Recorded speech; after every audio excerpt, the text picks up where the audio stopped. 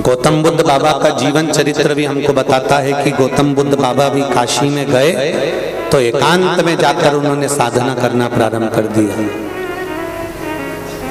जब हम भी तीर्थ में जाएं, सत्संग में जाएं, कथा में जाएं, भजन में बैठे तो थोड़ी शरणागति एकांत की धारण करें। एकांत की शरणागति धारण करें और उसका सुख अपने आप प्राप्त हो। बस उसकी भक्ति, उसका स्मरण। एक कथा बड़ी सुंदर आती है शिव महापुराण में। देवता और राक्षसों ने मिलकर मंथन करा और मंथन में सबसे पहले गौ माता निकली और गौ माता के बाद में जो निकला वो विष निकला और वो विष शिव जी के पास में भेजा गया। पार्वती जी ने कहा, प्रभु आप अगर विष पियोगे तो ये अमृत जो निकलेगा वो किसके लिए है? शंकर भगवान ने कहा, विष अगर देवताओं ने मेरे पास में भेजा है तो मैं विष पीने को तैयार हूं, अमृत देवता पी लेंगे। कभी विचार करिए कि भगवान विष्णु ने विष का प्याला शंकर भगवान के पास क्यों भेजा? भगवान विष्णु ने वो विष का प्याला अपने पास क्यों नहीं रखा? क्योंकि जैसे हमारे घर में चूहा मारने की दवाई लाओ, पेड़ पौधों पे छिड़कने की दवाई लाओ, तो उस पे लिखा रहता है बच्चों के हाथ से ऊंची रखना।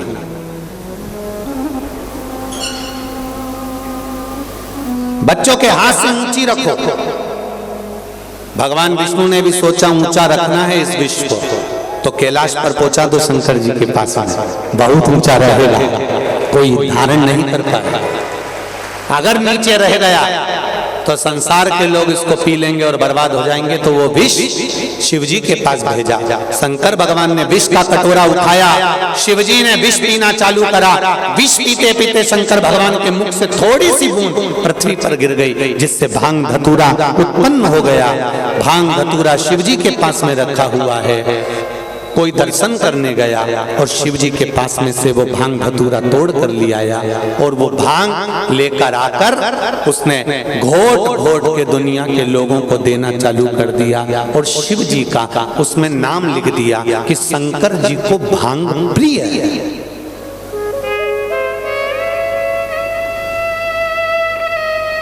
ये इतनी बड़ी 24,000 श्लोक की शिव महापुराण की कथा है। गीता प्रेस गोरखपुर की शिव महापुराण की पोथी आपको कहीं पर भी मिल जाएगी, आप ले लीजिए। और पूरी पुराण में कहीं नहीं लिखा कि शिव जी नशा करते थे या शंकर भगवान नशे में रहते थे या शिव जी को नशा चाहिए।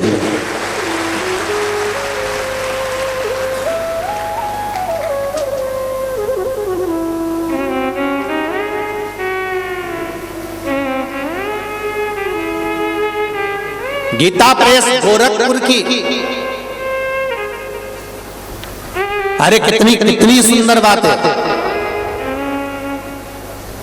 गीता प्रेस गोरखपुर की शिव महापुराण की किताब, पोथी, ग्रंथ, कथा आपको मिल जाएगी कहीं पर भी। आप उसको ले आइए और पढ़िए। और कहीं पूरी पुराण में, कहीं शिव महापुराण के अंतर्गत कहीं अगर लिखा हो कि शिव जी नशा करते थे, शंकर भगवान नशे में रहते थे, तो जरूर बताना। किसी पुराण में, चाहे भागवत हो, रामायण हो, गीता हो, किसी पुराण में शिव जी के नशे का वर्णन नहीं है साहब। वो तो दुनिया के लोगों को नशा करना था, इसलिए शिव जी का नाम बदनाम कर दिया उन्होंने। शिव को नशे में कारण भांग पियोगे तो घर के लोग मना करेंगे, तो तुमने क्या कह दिया? शंकर जी का प्रसाद, शंकर जी, शिव जी की बूटी है, शिव जी के पास। शिव जी से पूछा, आप भांग पीते हो? शिव जी बोले नहीं। नशा करते हो? नहीं। शंकर भगवान बोले मुझे नशे की क्या जरूरत है, मैं दिन भर तो नेत्र बंद करके भगवान की भक्ति में डूबा रहता हूँ, राम कृष्ण की भक्ति में डूबा रहता हूँ। जब इतना बड़ा नशा मेरे अंदर पहले से भरा हुआ है तो दूसरे नशे की जरूरत ही नहीं पड़ती है। क्या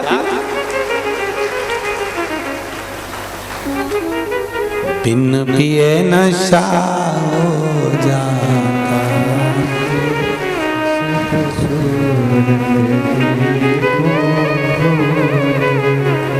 शिव का भक्ति का नशा, भजन का नशा कोई कम होता है?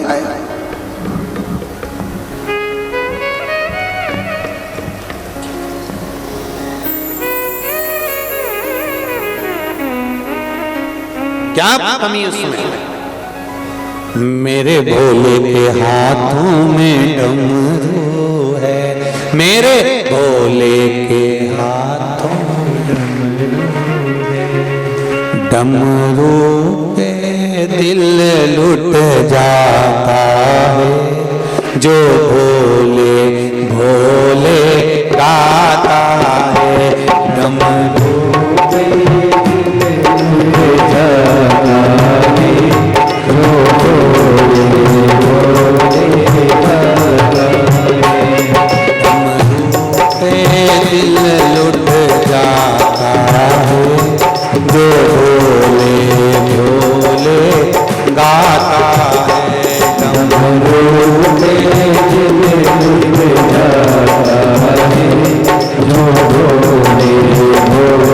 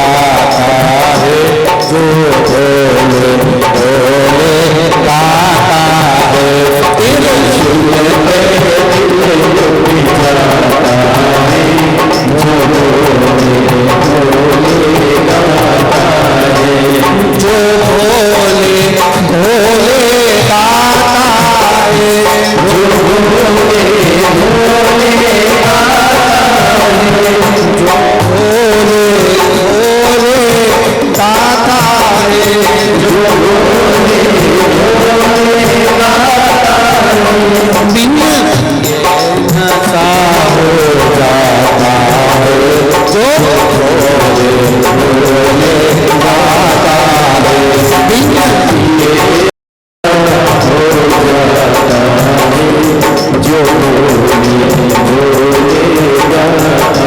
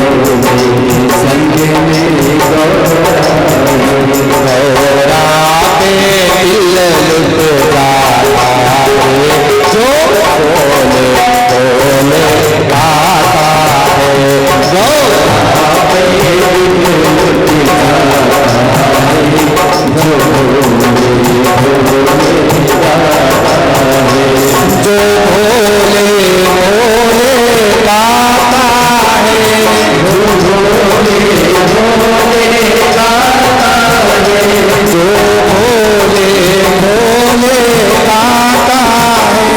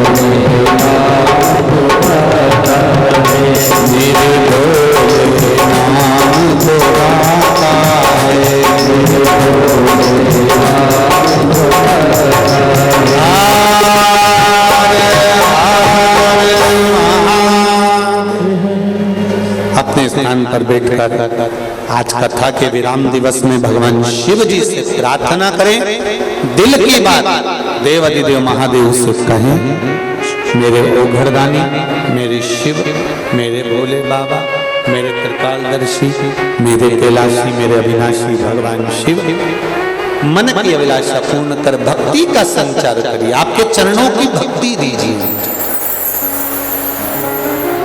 श्री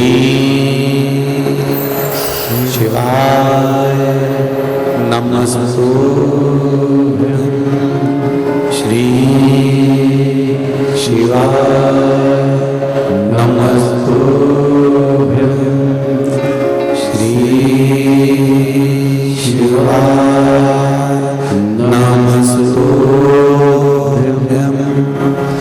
श्री शिवाय नमस्तु, श्री शिवाय नमस्तु। भोला सब दुख काटो,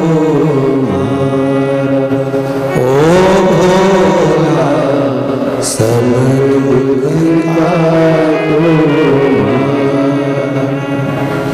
शिव शंकर जपो तेरी माला, बोले बाबा जपो तेरी माला, भोला सब दुख काटो, सब दुख काटो। शिव से कहें अपने हृदय की बात को, शिव श्रवण करते हैं ये निश्चित है। आपने जो मन से कहा, शिव पुराण कहती है, मंथन में विष निकला, वो विष शिव जी को भेजा है। शंकर भगवान ने कहा मैं नशा नहीं करता, ये भांग मेरे पास में पड़ी हुई है, क्योंकि मेरे मुख से जो विष गिरा था उसकी जो बूंदें नीचे गिरी हैं उससे उत्पन्न हुई है। नवयुवक बेटा बेटियों को सीख दी है मेरे भोलेनाथ ने कि नशा ये भांग या गांजा या मदिरा का नशा मूल नहीं है। नशा होता है परमात्मा की भक्ति का नशा, और वो नशा का दर्शन करना है तो यहाँ कर लीजिए। ये शिव कथाई का तो नशा है। यहाँ इतने लोग कथा श्रवण करने आए हैं, लाखों की संख्या में लोग यहाँ पहुंचे हैं, ये शिव कथा का ही तो नशा है। शंकर जी की कथा का रस तत्व क्या है? शिव महापुराण की कथा का नशा क्या है?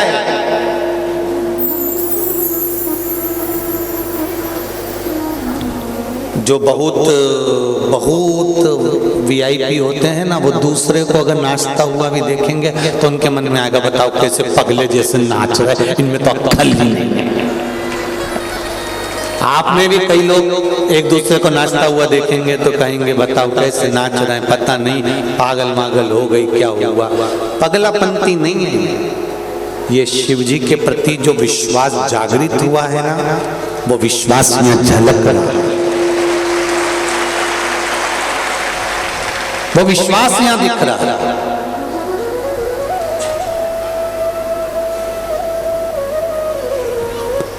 मदिरा का नशा रात को पियोगे सुबह उतर जाएगी, पर एक बार शंकर की भक्ति का जो नशा है, एक लोटा जल चढ़ाने का जो नशा है, बेलपत्री समर्पित करने का जो नशा है, शिव मंदिर जाने का, कथा सुनने का जो नशा है, ये जिंदगी भर नहीं उतरता, जीवन भर। एक माता ने अपनी बहुत पत्र तो बहुत सारे, बेटे की आंख का भी आया हुआ है, उसके भी फोटो लगे हुए, बहुत पत्र बहुत है, पर कुछ पत्रों का स्मरण।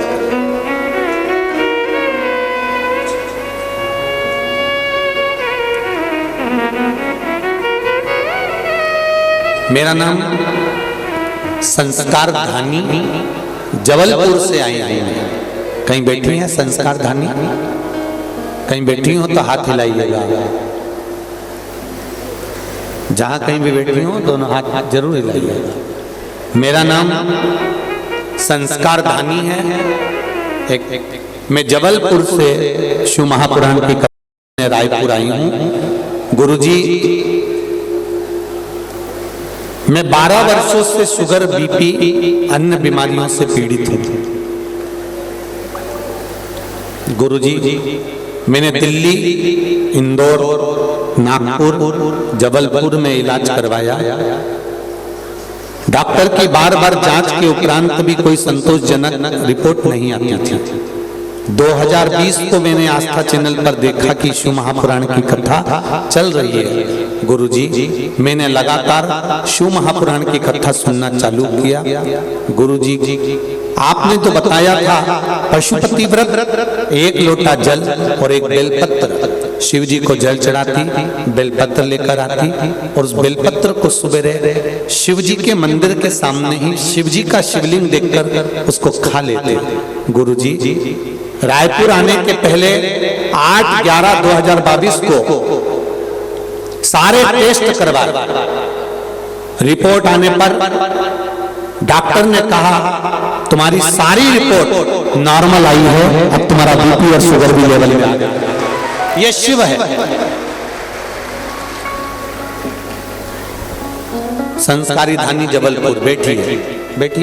उनने रिपोर्ट भी लगाई है पूरे डॉक्टरों की, आप देख सकते हैं। साथ में रिपोर्ट भी लगाकर भेजी है। और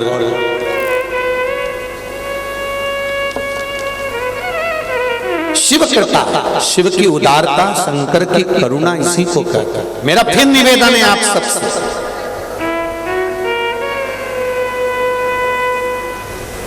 ये नहीं कि 2-3 महीने मंदिर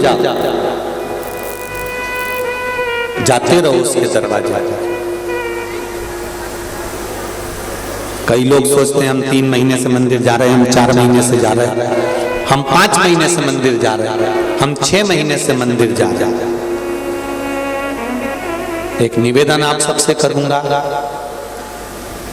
किसी की फाइल बड़ी मोटी होती है तो भगवान को भी पढ़ने में थोड़ा समय लगता है और दुख काटने में भी समय लगता है। पढ़ेगा, काटेगा, आप जाते रहो उसके द्वार।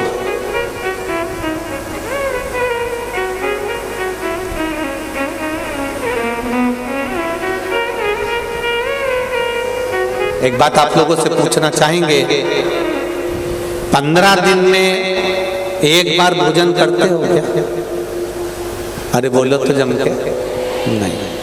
20 दिन में 1 बार भोजन करते हो क्या? नहीं।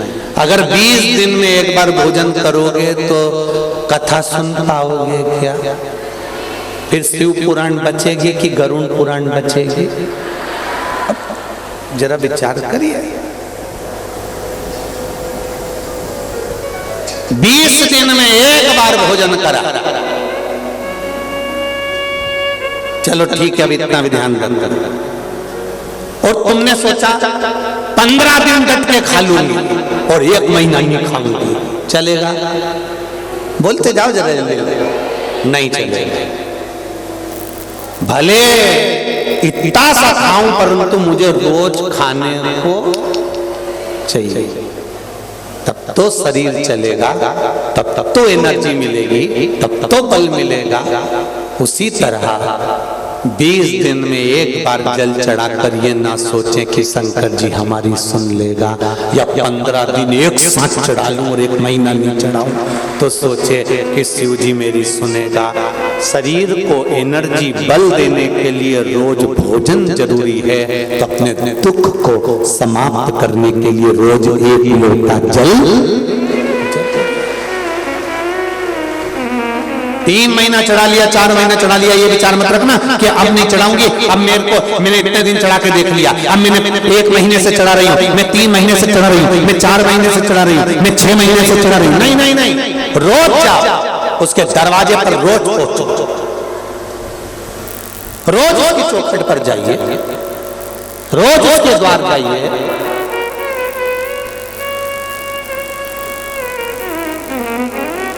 जाते रहो। और जब रोज उसके द्वार जाते रहोगे, रोज उसकी चौखट पर जाते रहोगे, तो ये निश्चित है सुनेगा, जब सुनेगा वो निश्चित है।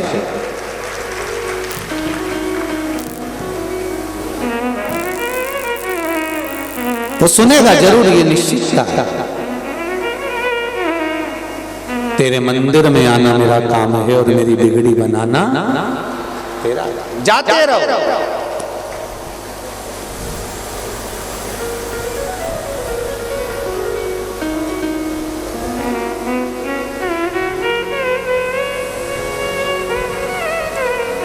एक माता जी ने मैसेज भेजा है सीओ, गुरुजी को बोल देना,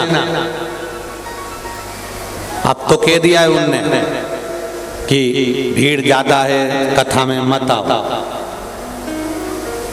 हम 6 महीने से इंतजार कर रहे थे, उसका क्या हुआ? गुरुजी से क्षमा चाहूं मेरी बहनों से और मेरे जीजाओं से, दोनों से, पर व्यवस्थाओं को भी देखना पड़ता है। आपको और हमको प्रशासन का साथ देना चाहिए और उसके साथ रहकर कार्य करना चाहिए। ये हमारा कर्तव्य। शिव पुराण कह रही है, भगवान शंकर का चरित्र कह रहा है, शिव महापुराण का कथा कह रही है, भगवान शिव की कथा कह रही है। जीवन का जो सुख है वो परमात्मा के चरण। शिव नशा नहीं करते, भगवान शंकर की कथा में वो बल होता है, शंकर भगवान की पूजन में वो बल होता है, शंकर भगवान के अनुमोदन में वो बल होता है, शिव आराधना में वो बल होता है कि नशे की तो जरूरत पड़ती ही नहीं है। जो एक बार मंदिर जाना चालू कर देता है फिर उसका नियम बन जाता है, बेचैनी होती है। कई आप लोगों में ऐसे भी होंगे जो एक दिन अगर कथा नहीं आए ना तो मन नहीं लगता। आप में से कई लोग ऐसे बैठे होंगे जिनका मन नहीं लगता। फिर वो क्या करेगी, भले व्हाट्सएप पर सुनेगी या मोबाइल पर सुनेगी या फेसबुक यूट्यूब पर सुनेगी, पर सुनेगी, उसका मन ही नहीं लगता, उसका चित्त ही नहीं लगता, मन मान ही नहीं रहा।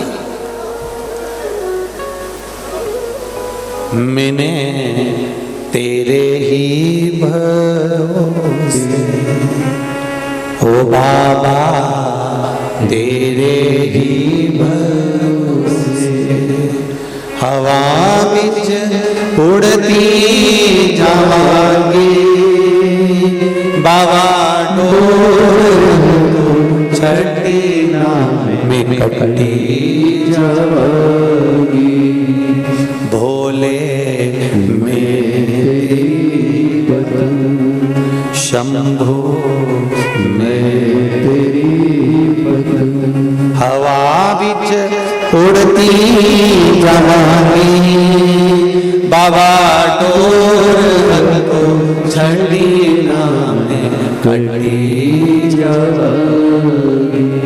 आराधना में चित्त लगा, मंथन हुआ, विष शिव जी को मिला, शंकर भगवान ने विष धारण करा, नीलकंठधारी कहला गए। अच्छा, एक बात का विचार करिएगा, अपने भीतर चित्त में उतारिएगा, अपने मन में उतारिएगा कि शिव कथा कहती है जिन्होंने अमृत पिया उनका नाम आज तक नहीं चल रहा, पर जिनने विष पिया उसका नाम आज तक चल रहा।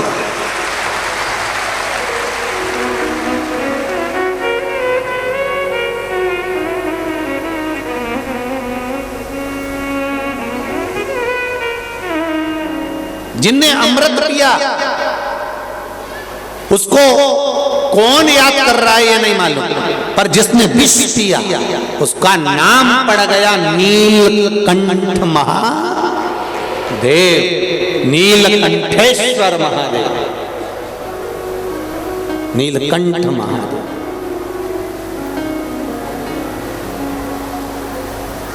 उसका नाम पड़ गया नीलकंठ महादेव, नीलकंठेश्वर महादेव। विचार करिएगा जरा, शिव तत्व को जानिएगा जरा, भगवान शंकर का अनुमोदन ध्यान में रखिएगा। विष पीने वाले को आज तक याद किया गया। थोड़ा जिसने जिंदगी में कष्ट उठा लिया, जिसने जिंदगी में थोड़ा सा दुख उठा लिया, देखो एक पत्थर मार्बल का एक टुकड़ा, मार्बल आपके घर में लगा होगा जमीन पे, मार्बल का एक टुकड़ा जमीन में लगता है और मार्बल के एक टुकड़े की मूर्ति तराशी जाती है। दोनों में क्या अंतर है? एक मार्बल जमीन में लग रहा है और एक मार्बल की मूर्ति तराशी जा रही है। क्यों? पत्थर ये भी वही है और वो भी वही है, बस अंतर उतना है कि जिसने चोट को सहन कर लिया वो मंदिर में भगवान बनकर पूजा गया है, जो सहन नहीं कर पाया वो जमीन पर रखा, वो जमीन पर रखा। जिसने सहन कर लिया वो पूजा गया, और जिसने चोट सहन नहीं करी, कई बहुओं की आदत रहती है, सास ने गाली दी, इसने पलट कर जवाब दे दिया। नहीं नहीं, बिल्कुल मत देना। सास अगर गाली देना तो पलट कर जवाब बिल्कुल मत देना, बल्कि खुश होना, बड़ी प्रसन्न होना कि मैंने ना जाने कितने कितने पाप करे होंगे, आज मेरी सास ने गाली देकर मेरे पूरे पूरे पाप को धो दिया। देख दो,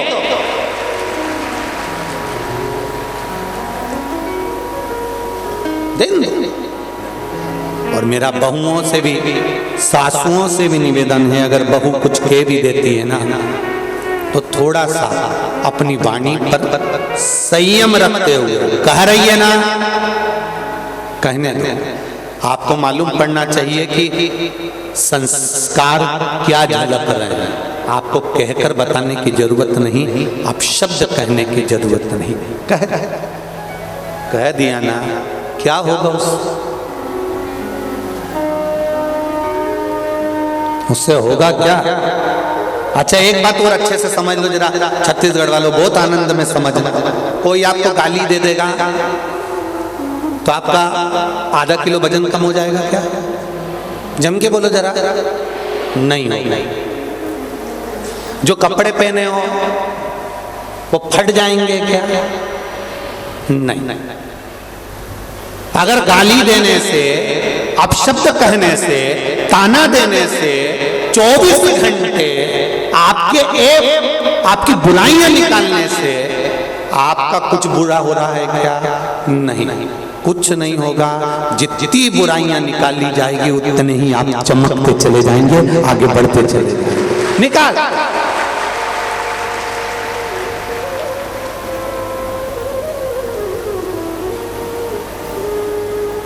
निकालो निकालो। एक कथा आपको पहले सुनाई थी, एक राजा के शरीर में रोग हो गया, शरीर की चमड़ी टपकने लगी, कौड़ का रोग हो गया, पूरा शरीर गलने लगा। राजा बड़ा दुखी हो गया, डॉक्टरों को दिखाया, वेदों को दिखाया, पर आराम नहीं लगा। आखिरी में डॉक्टर के यहाँ से दिखाते दिखाते जब थक गया तब वो फिर गया अपने गुरुजी के पास में। गुरुदेव, मेरे शरीर में रोग हो गया है, मैं बीमार पड़ गया हूँ, मेरा शरीर गल के नीचे गिर रहा है, मेरा शरीर टपक रहा है, गुरुदेव कुछ कृपा करो। गुरुजी ने कहा, तेरा बड़ा भाई था? हाँ। बड़ी भाभी? हाँ। बड़ा भाई तो मर गया, पर भाभी है? गुरुजी बोले, जहाँ भाभी सोती है उसके कमरे के बाहर चुपचाप से दरी बिछाकर सो जाना, किसी को मत कहना, तू ठीक होना चालू हो जाएगा, किसी को बोलना मत, जा सो। वो रोज जाता, दरी बिछाता, सो जाता, रोज जाता, दरी बिछाता, सो जाता। एक नौकरानी ने देख लिया, नौकरानी ने दूसरी नौकरानी से कहा, उसने तीसरी से कहा, चौथी से कहा, पूरे नगर में बात फैल गई। राजा इतना बड़ा खोड़ला है कि अपनी भाभी के कमरे में जाकर सोता है। लोगों ने अब शब्द कहना चालू कर दिए, ताने देना चालू कर दिए, गालियां देना चालू कर दी, आड़ा टेढ़ा बोलना चालू कर दिया। धीरे धीरे धीरे धीरे राजा का शरीर ठीक हो गया। गुरुजी के चरणों में जाकर बोला, गुरुदेव मैं ठीक हो गया, मैं ठीक।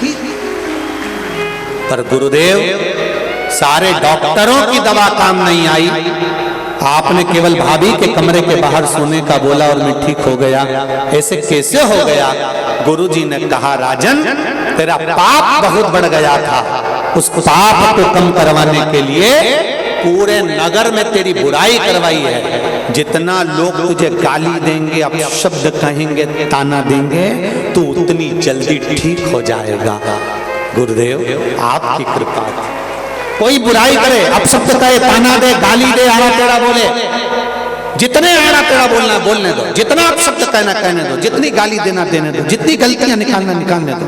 आप अपनी मस्ती में आगे बढ़ते चले जाओ, बढ़ते जाओ। आप उन्नति की सीढ़ी पर बढ़ते चले जाओगे। गाली देने वाला, ताना देने वाला, अपशब्द कहने वाला अपने आप नीचे नीचे नीचे नीचे दबता चले जाएगा। कितनी बार बुराई करोगे, कितनी बार अपशब्द कहोगे, कितने बार आने दोगे? व्यक्ति एक बार देखेगा, 2 बार देखेगा, 3 बार देखेगा, चौथे बार लोग ही कह देंगे इनकी तो आदत पड़ी हुई है गाली देने की, अपशब्द कहने की, ताना देने की। आग लगे बस्ती में,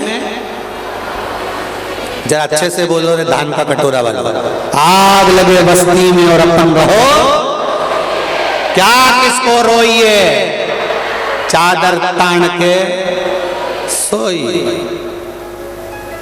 और जो जितना जितना आड़ा टेढ़ा बोले उसके सामने उतना जोरदार सुरमा लगा के चाहिए। उतने क्यों बोल तो बोल, अपने कई दिक्कत। मैं तो चली वृंदावन राणा, मेरे तो आग जगे, तेरे महलों में आग लगे। मुझे क्या करना, क्या करना उससे? अभी तुम भी रोज रोज कथा सुनने आई होगी, तुम्हें भी देख के लोग कह रहे होंगे अपने आप को कितनी हीरोइन बन रही है। हमसे कह रही है कि इधर बैठ जा, उधर बैठ जा, और बेच टांग टांग के इधर उधर घूमती फिर रही है। तो रुक तो जा, अभी कथा हो जाने दे, 5 दिन बाद तो फिर देख जे मार।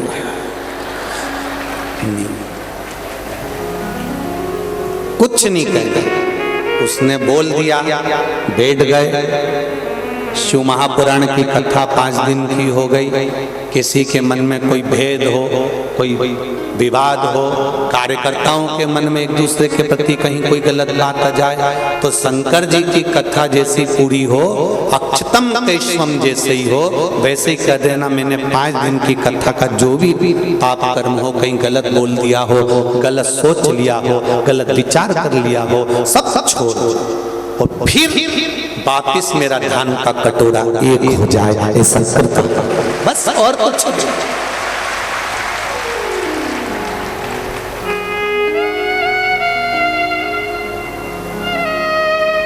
विचार में, अपनी चित्त वृत्ति में अच्छा लेकर, और जितना अच्छा लेकर आओगे उतना जीवन में अच्छा होगा।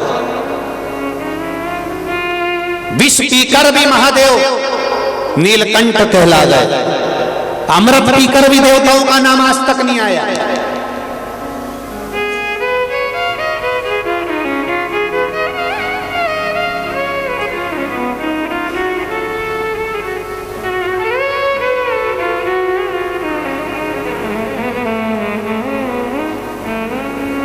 पीछे बैठोगे तो सुख में रहोगे, आगे बैठोगे तो थोड़ा तकलीफ में रहोगे। एक जैसे बैठना पड़ता है। कैमरे वालों का कोई भरोसा नहीं कब लिया तुरंत, और पीछे वाले तो इतनी मस्ती में बैठते हैं, बैग के अंदर जो रखा रहता है धीरे धीरे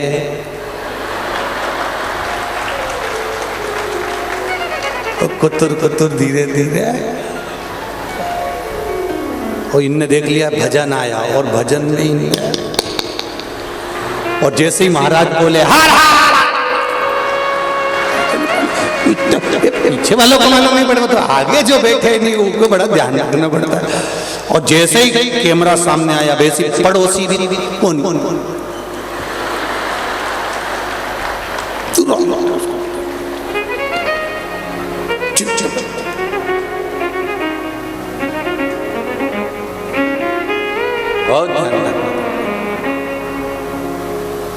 बहुत होता है। ये जितने भी बड़े बड़े लोग होते हैं ना, जो सामने एकदम जिनते बड़े बढ़ते जाओ ना तो बड़ा तकलीफ में रहना पड़ता है। सब ये पूछना कोई मंत्री वगैरह हो, कोई बड़े बड़े मिनिस्टर आदि से, बेचारे कितने तकलीफ में रहते हैं। इनका मन भी करे ना किसी से मिलने का तो नहीं मिल सकते, इनका मन करे कुछ खाने का तो खा नहीं सकते। इनका पत्नी भी कहना कि चाउमीन का ठेला, पत्नी से भी कह तेरे हाथ जोड़ चुपचाप जाए, नहीं जा सकते, पूछना इनसे।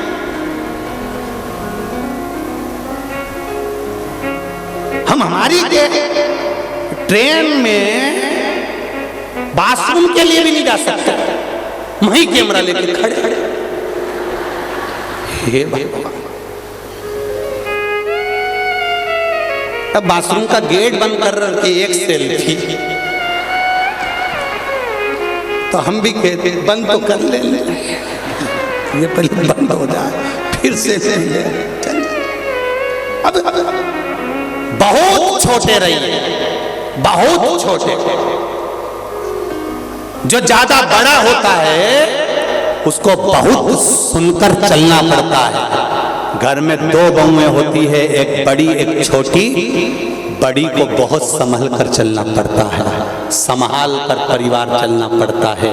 छोटी काम करे तो ठीक, नहीं करे तो ठीक, अपने कमरे में जाके सो जाए तो ठीक। सास से कहो कि वो छोटी काम नहीं कर रही तो एक ही बात कहती है, अभी छोटी है। और बड़ी अगर ऐसा कर दे तो तू तो अक्ल है ना तेरे में, तू तो बड़ी है ना, तू तो समझदार है ना। शादी घर में और बड़ी बहू पूरा करती फिर रही और छोटी इतनी मेहंदी मंडवा के चार तकिए पे हाथ रख के यूज पड़ी। और जब मेहंदी मंडा गई, तैयार होके शादी में आगे गई, सारा घर का फैलारा बड़ी वाली उठा रही और छोटी जाके सबसे पहले पानी पतासा छक्का खुआ के और घूमती फिरती बात करती, अपने पति के साथ फोटो वोटो खिंचवा ली और एक बेचारी काम में लगी रही। जो ज्यादा संभालने में लगा रहता है उसकी जिंदगी पूरी संभालने में निकल जाती है। इसलिए छोटे बनने में फायदा है। जितने छोटे बनोगे उतना मेहंदी उतना एंजॉय। नहीं बनना अपन को ज्यादा बड़े, ना ज्यादा विद्वान बनो, ना ज्यादा ज्ञानी बनो। मेरे राम जी महाराज भी अपने गुरु जी के दरवाजे पर पढ़ने के लिए गए थे।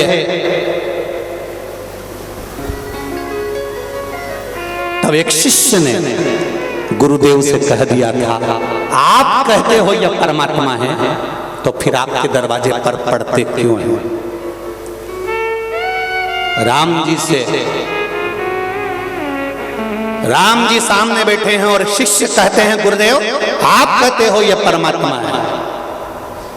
भय प्रगट कृपाला दीन दयाला कौशल्या हितकारी, हर्षित महतारी मुनि मनहारी, अद्भुत रूप निहारी, लोचन अभिराम तनु कन्या निज आयुध। आप कह रहे हो कि यह भगवान है, तो फिर गुरु के दरवाजे पर पढ़ने क्यों आए? क्या इनमें विद्वत्ता नहीं है? क्या ये विद्वान नहीं है? क्या ये ज्ञानी नहीं है? इतने में गुरु जी ने कहा अपने शिष्य से, ये भगवान है मैं जानता हूं, पर इसमें सबसे बड़ी बात ये है कि ये छोटे बनकर रहना चाहते हैं और जितने छोटे बनकर रहेंगे उतने जनमानस के दिल पर राज करेंगे। इसलिए राम जी लंका गए तो शबरी के दरवाजे पर जितने वन में लोग रहते थे, जंगल में रहने वाले के एक एक के घर पर एक एक की कुटिया में मेरे राम जी महाराज गए। छोटे बनकर आप सबके द्वार पर जा सकते हो, बड़े बनकर नहीं।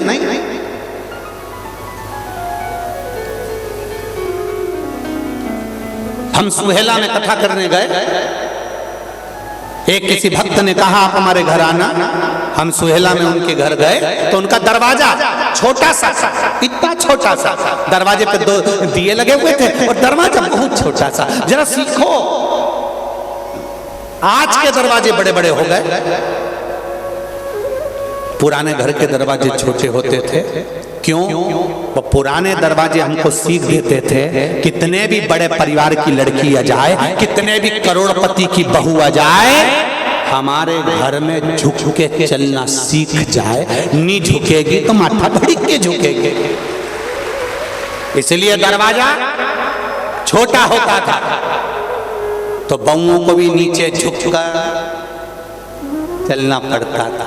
आज के जमाने में दरवाजा हो गया ऊंचा तो बहुएं भी बोलतरी डोकरी सुन रही। दरवाजा ऊंचा है, दरवाजा नीचा होगा तो वो सिखाएगा कि छोटे बनकर जियो, झुक कर जियो, नम्रता में जियो। जितने छोटे बनकर जियोगे उतनी जिंदगी को खुशमय जी सकते, उतने आनंद में जी सकते।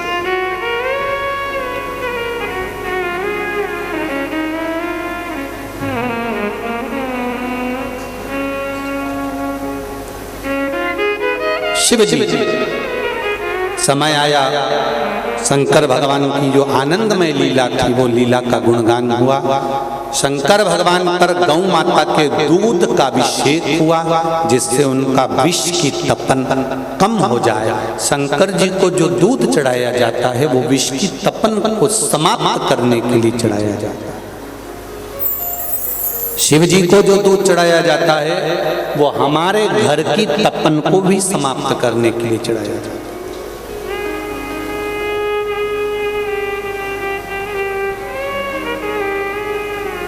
और एक बात बहुत अच्छे से जीवन में उतारना, शंकर भगवान ने कभी ये नहीं कहा कि मुझे 5 लीटर दूध चढ़ाओ या 4 किलो दूध चढ़ाओ या 10 किलो चढ़ाओ। कहीं लिखा पढ़ा तुमने? कहीं पढ़ा हो तो जरूर बताना कि शंकर जी ने कहा कि मुझे 10 किलो चढ़ाओ कि 11 किलो चढ़ाओ। शंकर जी को अगर दूध चढ़ाना है, तुम्हारे घर में ज़्यादा नहीं है, एक कटोरी में भी थोड़ा सा 4 बूंद का दूध भी अगर आपके पास में है और पानी के लोटे में डालकर अगर आपने शिव को चढ़ा दिया है तो शिव उसको भी स्वीकार कर लेते हैं। शंकर भगवान ये नहीं कहते कि मुझे इतना देना, शिव कहते थोड़े में भी मेरा स्मरण हो सकता। शिव जी को ज्यादा नहीं चाहिए।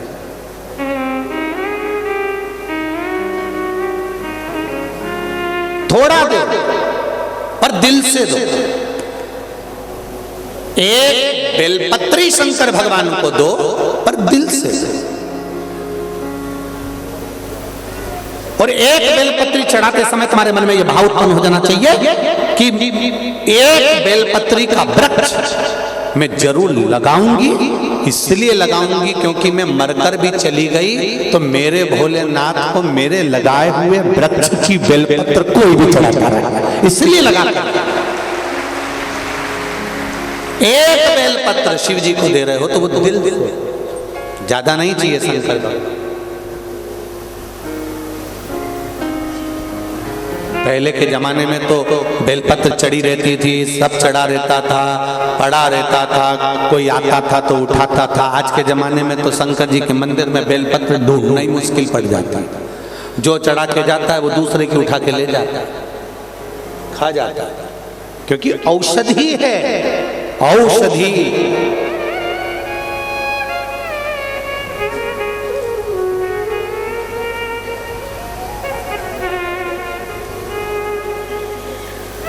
दिल में शिव को बिठा। समय आया, आगे वर्णन आया कि एक अंधकासुर नाम का बालक जन्मा शिव जी के नेत्र के अश्रु से। और वो जो बालक जन्मा था वो बहुत उत्पाती था, इसलिए उसको समुद्र में डाल दिया गया था। उसका नाम अंधकासुर हो गया। अंधकासुर ने भी ब्रह्मा जी से वर मांग लिया था कि वर दीजिए, जिस दिन मैं अपनी माता को गलत दृष्टि से देखूंगा उस दिन मेरे प्राण चले जाए। पराये धन को और पराई स्त्री को कभी भी गलत दृष्टि से मत देखो।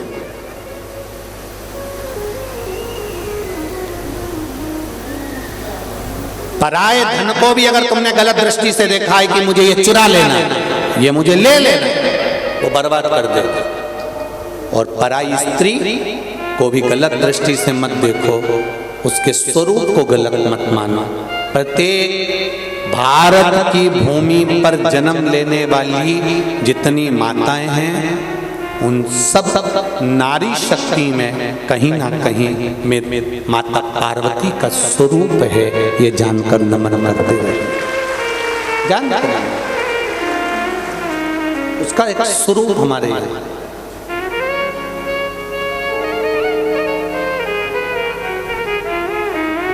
महाराज अंधकासुर ने अपने दूतों से पूछ लिया कि मेरे को विवाह करना है, सबसे सुंदर नारी कौन है, उससे मैं शादी करूंगा। सबसे सुंदर स्त्री, सबसे सुंदर नारी, सबसे सुंदर कन्या। इतने में अंधकासुर के पार्षदों ने कह दिया, दूतों ने कह दिया, जो बहुत सुंदर थी उसको तो शंकर जी लेकर चले गए, तो क्या हुआ? शिव तो बूढ़े हैं, उनके जन्म का कौन को मालूम कि कब जन्म हुआ था और कब मृत्यु होगी।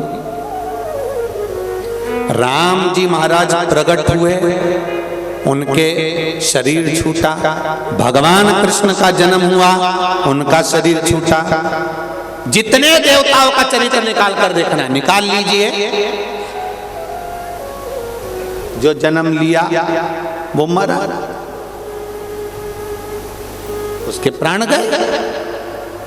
चाहे आप रामकृष्ण परमहंस चैतन्य महाप्रभु, ध्रुव, प्रहलाद, गौतम बुद्ध, महावीर स्वामी, ऋषभ देव जी, रविदास जी, मीराबाई, कर्माबाई, तुकाराम, जितने जन्म उनके जाने का भी चरित्र है। पर कहीं ये चरित्र कहीं लिखा हो तो मुझे जरूर भेजना कि शंकर भगवान का जन्म हुआ था और शंकर भगवान प्राण भी छोड़े थे या मरे भी थे या प्राण छूट गए होंगे। वो ना तो जन्मा है और ना वो मरा है, वो तो स्वयं प्रकट है। इसलिए उसका नाम देवाधिदेव महादेव शंभु है। उसको लोग शंभु कहते हैं। शंभु का मतलब क्या होता है? स्वयं भू। शंभु का मतलब क्या? बोलो बोलो, जम के बोलो जरा। स्वयं भू।